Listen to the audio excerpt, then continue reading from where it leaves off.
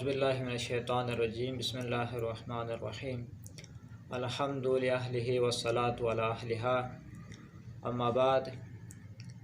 معزز حاضرین و ناظرین، آج ہم گفتگو کریں گے حضرت ابو طالب علیہ السلام کے حوالے سے۔ اسلامی دنیا کی قد آور شخصیات میں سے ایک اہم شخصیت حضرت ابو طالب علیہ السلام کی ہے۔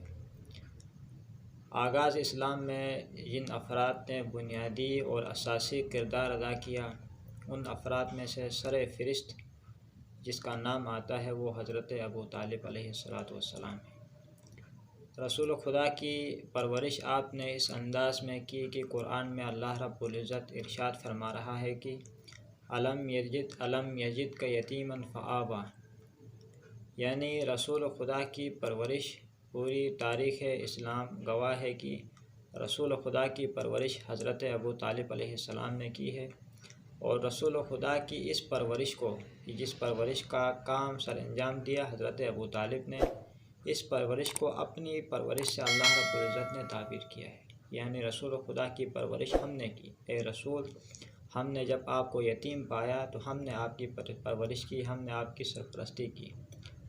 اب آپ کی سرپرستی جس نے کی ہے اس شخصیت کا نام ہے حضرت ابو طالب۔ اسی طریقے سے اس سے ملتی جلتی یا اسی انداز کی قرآن میں بہت ساری آیات ہیں، جیسے وَمَا رَمَيْتَ إِذْ رَمَيْتَ وَلَكِنَّ اللَّهَ رَمَىٰ، جب رسول خدا نے جہاں کنکر پھینکے تھے، اس کنکر پھینکنے کے عمل کو اللہ رب العزت اپنا عمل قرار دیتا ہے کہ اے رسول، جو کنکر آپ نے پھینکے تھے وہ آپ نے نہیں بلکہ میں نے خود پھینکے ہیں۔ یعنی رسول کے کام کو اپنا کام اللہ قرار دیتا ہے۔ اسی طریقے سے حضرت ابو طالب نے رسول خدا کی پرورش کی، اس پرورش کو اپنی پرورش سے اللہ رب العزت تعبیر کر رہا ہے۔ اس کے علاوہ حضرت ابو طالب نے بہت اچھے انداز میں اپنے بھتیجے کی تربیت کی، اور اپنے جو بچے تھے، اولاد تھے، اس سے بڑھ کے آپ کی تربیت کی، جس کی اسلامی دنیا کے آغاز کے جتنے بھی مقامات ہیں، جتنے بھی حوادث ہیں، وہاں پہ ہمیں حضرت ابو طالب کا کردار ایک واضح اور روشن شکل میں موجود اور ہمیں نظر آ رہا ہے۔ مگر بدقسمتی سے دانستہ طور پر حضرت ابو طالب علیہ السلام کے کردار کو مشکوک بنانے کے لیے، آپ کے ایمان کو مشکوک کرنے کی ایک دانستہ کوشش کی گئی۔ اچھا، اس کے حوالے سے ان کے پاس کوئی دلیل، واضح اور ٹھوس دلیل نہیں ہے، جبکہ اس کی تردید میں بہت ساری روایات ہیں، بہت سارے واقعات ہیں، بہت ساری روایات موجود ہیں۔ جیسے یہ جو قرآن خود رسول خدا کی جو تربیت حضرت ابو طالب نے کی ہے، اس تربیت کو اللہ اپنی تربیت قرار دیتا ہے۔ اس کے علاوہ اور بہت سارے دلائل ہیں، جیسے رسول خدا کے نکاح کے حوالے سے اب متفقن علیہ مسئلہ ہے کہ رسول خدا کا نکاح جو پڑھا ہے وہ حضرت ابو طالب نے نکاح پڑھا ہے، اور نکاح کا جو آغاز تھا وہ حمد خداوندی سے تھا۔ یہ پروردگار میں آپ کی حمد بجا لاتا ہوں۔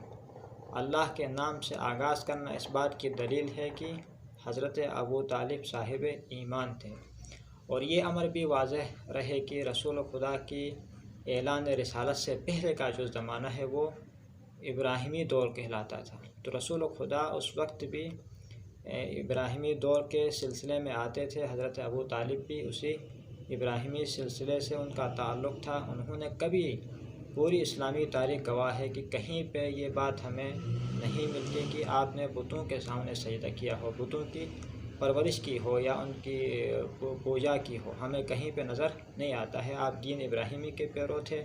جب رسول خدا نے اعلان رسالت کیا تو آپ کی رسالت کی تصدیق کرنے میں جن افراد کا نام سر فہرست ہے، ان میں سے حضرت ابو طالب بھی ہیں۔ اور بہت ساری دلائل ہمارے پاس موجود ہیں، اور ان میں سے ایک اہم دلیل جو ہم پیش کر سکتے ہیں وہ یہ کہ حضرت فاطمہ بنت اسد جو حضرت ابو طالب کی زوجہ تھی، اس کے مسلمان ہونے میں کسی کو شک نہیں ہے۔ پوری مسلم دنیا اس بات پر متفق ہے کہ آپ مومنہ تھی، آپ صاحب ایمان تھی۔ اب رسول خدا نے اعلان رسالت کیا، اگر حضرت ابو طالب نے رسول خدا کی رسالت کا اقرار نہیں کیا تھا، یا اسلام اگر بفرض محال اس کو ہم مان لیں کہ رسول خدا کی رسالت کا آپ نے اس پر آپ نے ایمان نہیں لایا۔ تو یہ بات یہاں پہ مشکوک ہے، اس میں بہت سارے سوالات اٹھیں گے کہ رسول خدا پر ایمان نہ لانے کے باوجود حضرت فاطمہ بنت اسد آپ کے نکاح میں کیسے رہیں، جبکہ یہ امر واضح ہے کہ اگر کوئی مسلمان خاتون جو ایمان قبول کرے تو وہ کسی کافر کے عقد میں نہیں رہ سکتی۔ تو حضرت فاطمہ بنت اسد کا ان کا ساتھ رہنا، اس کے نکاح کو فسخ نہ کرنا، اس بات کی دلیل ہے کہ آپ صاحب ایمان تھے۔ اور بہت سارے دلائل ہمارے پاس موجود ہیں، وقت کی نزاکتوں کو دیکھ کے ہم اختصار کریں گے۔ ایک اور دلیل یہ ہے کہ جب بھی رسول خدا کسی فتح کے موقع پر کوئی ایسے غیر معمولی جب بھی کوئی کامیابی حاصل کرتے، وہاں پہ حضرت ابو طالب کو یاد کرتے تھے کہ فلاں وہ شعر جو حضرت ابو طالب نے میرے بارے میں کہا تھا اس کا تکرار کیا جائے۔ کہیں علی بن ابی طالب اس کا اعادہ کرتے تھے، کہیں کوئی اور شخص آ کے رسول خدا کے سامنے ابو طالب کے ان اشعار کو پڑھتا تھا جس سے رسول خدا کو تسکین ہوتی تھی۔ اور جو دیوان ابو طالب ہے یہ بھی انتہائی مطالعے سے تعلق رکھتا ہے۔ اگر اس کا انسان مطالعہ کرے تو وہاں پہ حضرت ابو طالب کا جو ایمان ہے اور ایمان کی جو بلندی ہے اس کا وہاں پہ ملاحظہ کیا جا سکتا ہے۔ تو اس کے علاوہ بھی بہت سارے ہمارے پاس دلائل ہیں، انشاءاللہ پھر کبھی اس حوالے سے گفتگو رہے گی۔ وما علینا الا البلاغ المبین۔